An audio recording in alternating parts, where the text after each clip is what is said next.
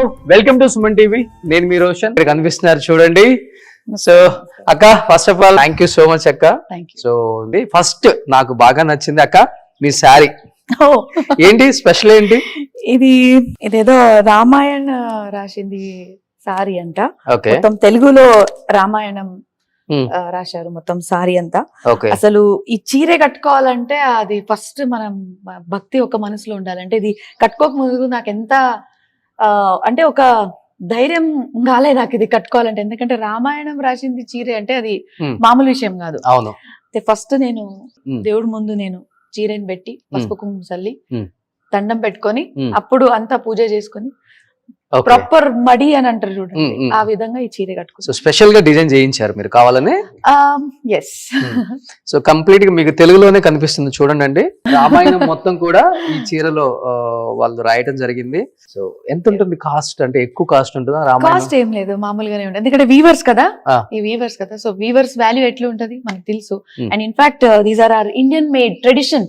అంటే మనం యూజువల్ గా ఏమేమో కొంటాం బయట ఇయ్యాలి, రేపు సింథటిక్ ఎన్నెన్నో డిజైనర్స్ వచ్చి అంతా సింథటిక్ అమ్ముతున్నారు. కానీ this is pure form of Indian tradition. అంటే మన ఇండియన్ మేడ్ అన్నమాట, ఇండియన్ హెరిటేజ్. ఓకే. సో మీరు చదివారా? మీరు చదవలేదా? ఇంకా చదవలేదు, పొద్దు నుంచి ఫుల్ బిజీగా హడావిడిగా ఉన్నాను. Okay okay, please come. So ఇది దేవుడి గది, ఒక టెంపుల్ లాగా ఉంది అనమాట. ఇంటి లోపలికి వచ్చిన తర్వాత ఇంటి లోపలే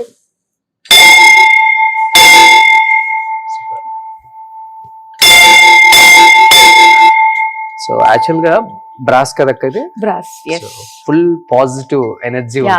అంటే బ్రాస్ అంటే మన పంచలోహాలు చాలా ఇంపార్టెంట్ మన ఇండియన్ ట్రెడిషన్ లో. సో కొన్ని విషయాలు మనం అది పాటించాలి. సో ఓకే, పంచలోహాలతో సూపర్. సో ఇంటిని చూసి ఇల్లాలని చూడండి అంటారు. సో అంత నీట్ గా డిజైన్ చేసుకున్నారు మా ప్రీతక్క ఇల్లు.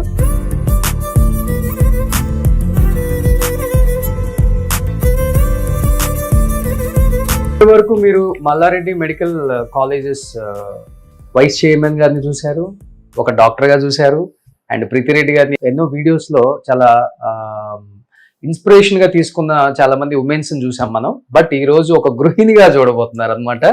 So for the first time kitchen లో వంట చేయడం చూస్తున్నాం అనమాట ప్రీతిరెడ్డి గారిని. ఫ్యాన్స్ అందరికి పండగే. Thank you Roshan, thank you to Suman television. So this is the Karnataka style of భక్షాలు.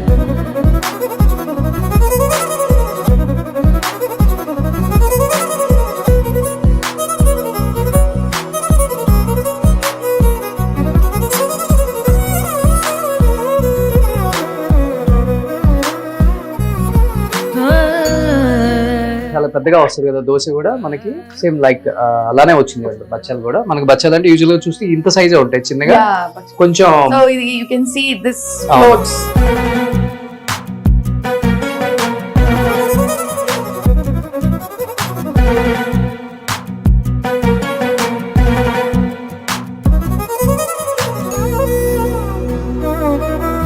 ప్రీతక్క చాలా కష్టపడుతున్నారు. ఇక్కడ మనం చాలా ఇష్టంగా చూడండి ఇప్పుడు. వావ్, ఇది చాలా బాగా వచ్చింది. ఇది ఇంకా సన్నగా ఉందన్నమాట.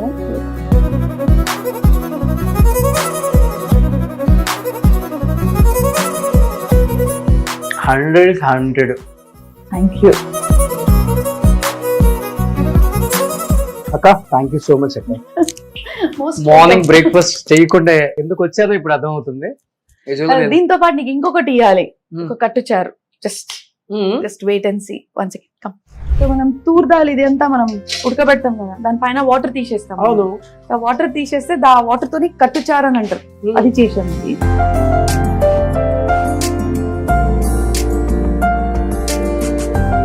లైక్ రసం లాగా. ఇది రసం, ఇట్స్ కైండ్ ఆఫ్ రసం. వావ్, చాలా బాగుంది. ఎలా ఇది? దానిపైన వాటర్ తీసి ఇప్పుడు మనం ఉడకబెడతాం కదా పప్పు. అవును, పప్పు ఉడకబెట్టిన తర్వాత దానిపైన నుంచి వాటర్ తీసేస్తాం. వన్స్ ద పప్పు గెట్స్ బాయిల్డ్, అవును, తర్వాత పప్పు స్మాష్ చేస్తాం. అవును, స్మాష్ చేసిన తర్వాత దాంట్లో బెల్లం వేస్తాం. సో ఆ వాటర్ ఉంటది కదా, ఆ వాటర్ తోని కట్టుచారు చేస్తాం. సూపర్. దీంట్లో ఏమేమి యాడ్ చేసుకోవాలి? సో ఫస్ట్ ఏం చేస్తామంటే కొబ్బరి ఉంటది కదా, డ్రై కొబ్బరి, అది మనం గ్యాస్ పైన దానికి రోస్ట్ చేస్తాం. కొంచెం బ్రౌనిష్ గా రోస్ట్ చేసిన తర్వాత అంటే వితౌట్ పీసెస్, జస్ట్ ఒక like 1/4 piece of coconut direct గా గ్యాస్ మీద మనం దానికి రోస్ట్ చేసిన తర్వాత కొత్తిమీర ఇంకా కోకోనట్ కి స్మాష్ చేసాం, మిక్సర్ లో కాదు, ప్రాపర్ రైలో దంచాలి. దానికి దంచిన తర్వాత దాంట్లో మళ్ళీ అది సెపరేట్ తీసుకొని పెట్టుకోవాలి. మళ్ళీ కొంచెం అల్లం అండ్ ఎక్కువ ఎల్లిపాయలు ఎక్కువ, అది కూడా కొంచెం కచ్చపిచ్చ దంచుకోవాలి. అంటే మరీ ఎక్కువ స్మాష్ చేయకూడదు, ఉట్టిగా మామూలుగా దంచుకోవాలి.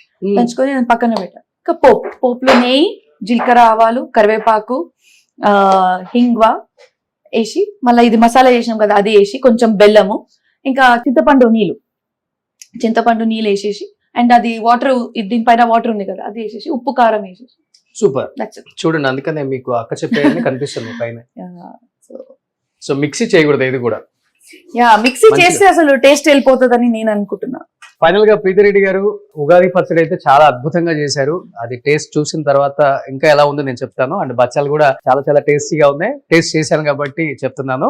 అండ్ ఇంకొకటి, ఇంట్లోకి రాగానే ప్రతి ఒక్కళ్ళకి అండ్ డైరెక్ట్ కనిపించేది అక్కడ మల్లారెడ్డి గారి అమ్మ నాన్నగారు.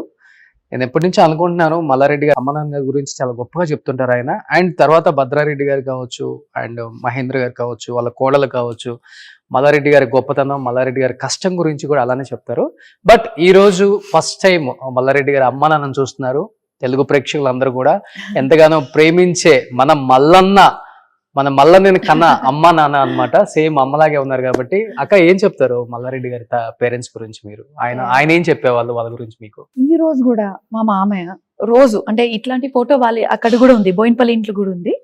పోతున్నప్పుడు దేవుడికి దండం పెట్టే ముందు వాళ్ళ అమ్మ నాన్నకి ఇప్పుడు కూడా ఈ రోజు కూడా దండం పెడతారు, ఈ ఏజ్ లో కూడా. అంటే నేను మా అత్తమ్మ గారికి అడిగా, అమ్మ ఇప్పుడేనా అంటే లేదమ్మా, ఎప్పటి నుంచి పెళ్లి అయిందో 45 సంవత్సరాలు కాదు 49 ఇయర్స్ అయింది. మొన్న రీసెంట్ గా 19th మార్చ్ రోజు 49 ఇయర్స్ నుంచి చూస్తున్నాను. Every day without taking their blessings, వాళ్ళ ఆశీర్వాదం తీసుకోకుండా ఆయన బయటికి వెళ్ళాడు. రోజు దండం పెట్టుకొని వెళ్తాడు అనమాట. సో యాజ్ యూ నో ఆయన ఎప్పుడు చెప్తుంటారు, నేను హ్యాట్రిక్ మల్లారెడ్డిని అని చెప్తుంటారు కదా. సో వాళ్ళ డాడీ పేరు కూడా మల్లారెడ్డి. ఎస్, అండ్ చంద్రమ్మ గారు. ముగ్గురు మల్లారెడ్డిలు. డాడీ గారు కూడా ఇలానే ఉండేవాళ్ళ? ఎంత హైపర్ ఎనర్జీ? ఆఫ్ కోర్స్, అంటే వాళ్ళ జెనెటికల్ గా దే ఆర్ వెరీ స్ట్రాంగ్. నాకు అత్తమ్మ చెప్తుంటది, మామయ్య అంతా చెప్పరు. సో అత్తమ్మ చెప్తుంటారు ఇద్దరు చాలా స్ట్రాంగ్, స్ట్రిక్ట్ గా, ఆర్గనైజ్డ్ గా. అంటే ఆ కాలంలో పెద్దవాళ్ళు ఎట్లుండే కదా, సో అట్లా. అంటే వాళ్ళ అత్తమ్మ అంటే చాలా స్ట్రాంగ్ అన్నమాట. మా అత్తమ్మ గారు, వాళ్ళ అత్తమ్మ గారు అంటే నా నేనమ్మ గారు అని అంటారు. చాలా స్ట్రాంగ్ వాళ్ళు. అంటే అప్పటి నుంచి పద్ధతి పాటించుకుంటూ వచ్చారు కాబట్టి ఈ రోజు కూడా మన ఇంట్లో చామకుర ఫ్యామిలీ మొత్తం శాశ్వతంగా ఉందని నేను అనుకుంటున్నాను. జాయింట్ ఫ్యామిలీ, అందరూ కూడా జాయింట్ ఫ్యామిలీ. ఇంకోటి మనం ఎప్పుడు అనుకుంటాం రోషన్, మనం ఎప్పుడు కూడా దేవుడికి ముక్తం, కానీ మన ఇంట్లోనే దేవుడు ఉన్నారు, అది అమ్మ నాన్న రూపంలో ఉన్నారు. అంటే ఉట్టికి నేను చెప్పడమే కాదు, అది మనం భావించాలి, ఆ ఫీలింగ్ మనం తెచ్చుకోవాలి. ఇవాళ రేపు మనం చూస్తాం పెద్దగా అయిన తర్వాత అమ్మ నాన్నకు మర్చిపోవడం చేస్తారు. వాళ్ళకి న్యూక్లియర్ ఫ్యామిలీలో వెళ్ళిపోతున్నారు, వాళ్ళకి వృద్ధాశ్రమంలో వదిలేస్తున్నారు. అలా దయచేసి చేయకండి, ఎందుకంటే వాళ్ళ వల్లనే కదా మనం పుట్టింది ఈ రోజు. వాళ్ళనే మర్చిపోతే ఎలా? 100%. అంటే ఒక భయం అని కాదు, ఒక బాధ్యత. అంటే మేము చిన్నప్పటి నుంచి వాళ్ళకి ఎలా పెంచుతున్నాం, వాళ్ళకి జ్వరం వచ్చినా, వాళ్ళకి కక్కినా, వాళ్ళ కడుపు నొప్పి అన్నా, ఏదన్నా, వాళ్ళ స్కూల్ డ్రాప్ చేయాలన్నా, వాళ్ళకి పుట్టించినప్పటి నుంచి ఇప్పటి వరకు వాళ్ళకి ఎట్లా చూస్తాం మేము, అదే విధంగా పిల్లలు కూడా పెద్దగా అయిపోయినాక అమ్మ నాన్న కూడా అట్లనే చూడాలి. ఎందుకంటే అమ్మ నాన్న అప్పుడు ఆ ఏజ్ లో మళ్ళా చిన్న పిల్లలు అయిపోతాం మేము. ఒక్కసారి 60 years దాటిన తర్వాత, 70 years దాటిన తర్వాత మళ్ళా మనం మొత్తం బ్రెయిన్ గానీ ఇది గానీ మళ్ళీ చిన్న ఏజ్ లాగా బిహేవ్ చేయడం స్టార్ట్ చేస్తాం. అదే సమయంలో కూడా, అదే సమయం మా పిల్లలు కూడా మనం ఎట్లా చూసినాం వాళ్ళకి చిన్నప్పుడు, అట్లానే వాళ్ళు కూడా మనం పెద్దగా అయిపోయినాక వాళ్ళ మమ్మల్ని అందరూ చెప్తుంటారు. అంటే నేను ఎప్పుడు అనుకుంటుంటాను 6 years వచ్చేదాకా అమ్మ నాన్న లేకపోతే మనం ఉండలేము, 60 years వచ్చినప్పుడు వాళ్ళ పిల్లలు లేకుండా ఉండలేదు దగ్గర. అంతే 6 years ఓకే. కానీ ఒకటి నా ఫీలింగ్ ఒకటి, మనం దేవుడితో ఎప్పుడు మాట్లాడలేం. మనం విగ్రహానికి పోయిన దండం పెట్టుకుంటాం, మనం ఏం అడుగుతాం, ఇట్లా కావాలా అయ్యా అని చెప్తాం.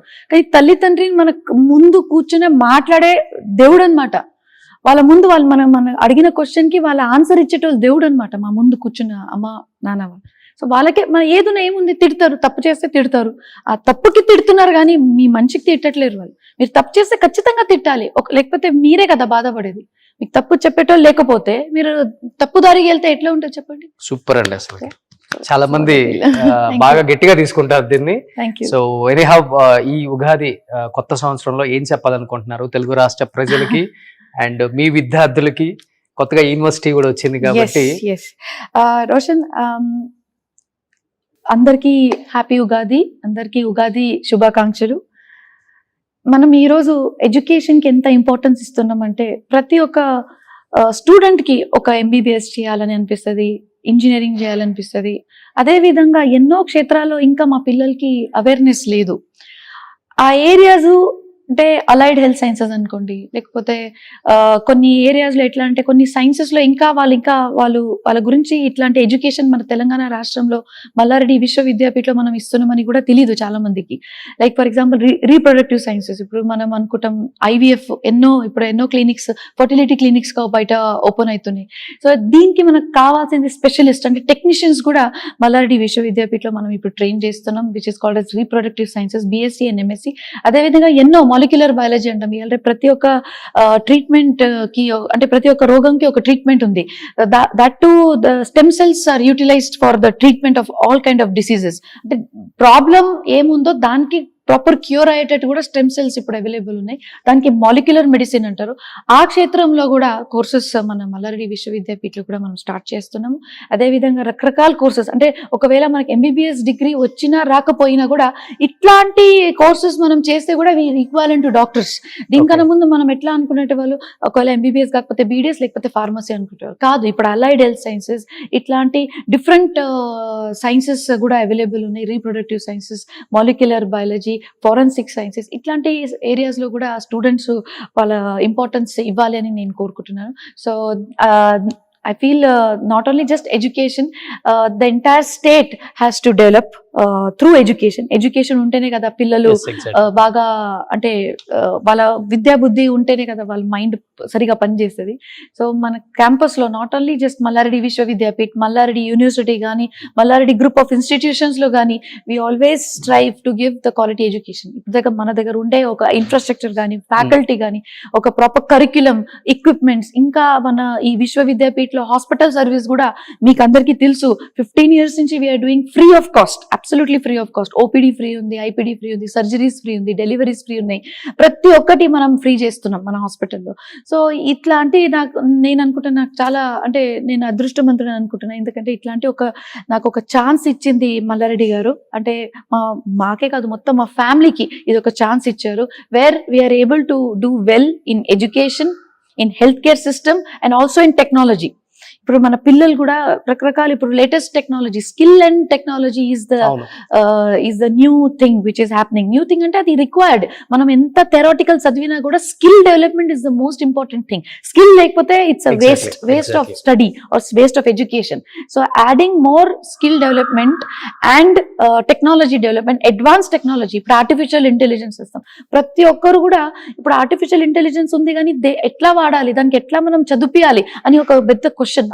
Artificial intelligence not only as a complete course but also AI in healthcare. ఇప్పుడు ఈ Mallareddy విశ్వవిద్యాపీఠంలో we are starting a new school that is called as digital health sciences. So పిల్లలు ఇప్పుడు MBBS టెక్నాలజీ అది MBA కాకపోయినా కూడా ఇప్పుడు కొత్త area, total new school of eminence, that is school of digital health. అంటే ఇప్పుడు Ayushman Bharat digital mission, that is ABDM, మన ఈ నీతి ఆయోగ్ తగ్గట్టుగా మన government of India it is planning to digitize the country. అంటే digital India is the focus. So digital India focus మనం ఒకవేళ achieve చేయాలంటే మనకు కావాల్సింది ఆ kind of education, that kind of man power.